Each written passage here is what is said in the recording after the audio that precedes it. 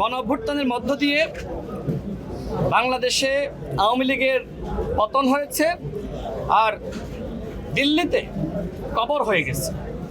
আওয়ামী লীগ বাংলাদেশে আর রাজনীতিতে ফিরতে পারবে এটি আমি বিশ্বাস করি না। দেখেন, যদি শেখ হাসিনা পালিয়ে না যেত সেক্ষেত্রে অন্য কিছু করতে পারতো। যেহেতু পালিয়ে গেছে, এই পালিয়ে যাওয়ার মধ্য দিয়ে আওয়ামী লীগের সমস্ত নেতাকর্মীরা তারা মনোবল হারিয়েছে। আমি বাংলাদেশে এখনো পর্যন্ত যারা আওয়ামী লীগের নেতৃবৃন্দ কর্মীরা আছে তারা কেউ জুলুমের শিকার হচ্ছে।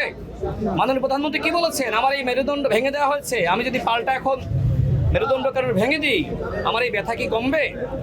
ঠিক আমরা এই সহনশীলতা এবং ধৈর্যশীলতা রাজনীতি করছি, কিন্তু যদি সরকারের এই সহনশীলতা আন্তরিকতাকে কেউ দুর্বলতা মনে করে তাহলে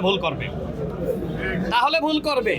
সেটি শুধুমাত্র আওয়ামী লীগ না, যারা বর্তমানে বিরোধী দল তারাও যদি মনে করে যে আমরা সরকারের প্রধানের মুখ থেকে আমরা তো মিষ্টি কথা শুনছি আর আমরা তো গণঅভ্যুত্থান হুমকি দিয়ে আমাদের কিছু হচ্ছে না।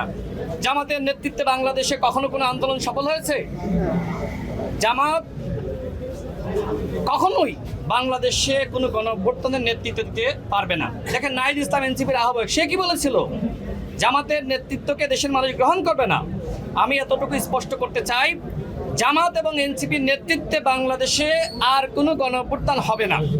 মানুষ এই বিরোধী দলকে বিরোধী দল হিসেবে মানতেছে না, এই জন্য প্রতিনিয়ত তারা গণঅভ্যুত্থান হুমকি দিচ্ছে। কেউ কেউ বলছে যে একদিনের মধ্যে সরকার পতন ঘটিয়ে দিবে, 1 মিনিটের মধ্যে নাকি পতন ঘটিয়ে দিবে।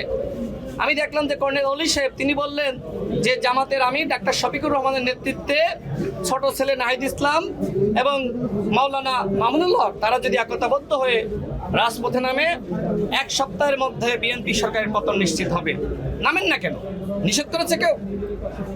আমি আগেই চ্যালেঞ্জ করেছিলাম, আজকেও বলছি, এই যে 11 দলীয় জোট, এখন তো 9 দলীয় জোট, এই জোটের মধ্যেই তো প্রতারণা। আপনাদের ভাঙন শুরু হয়ে গেছে।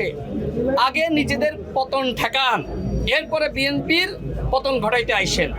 আপনাদের নেতৃত্বে কোনো আন্দোলন সংগ্রাম হবে না।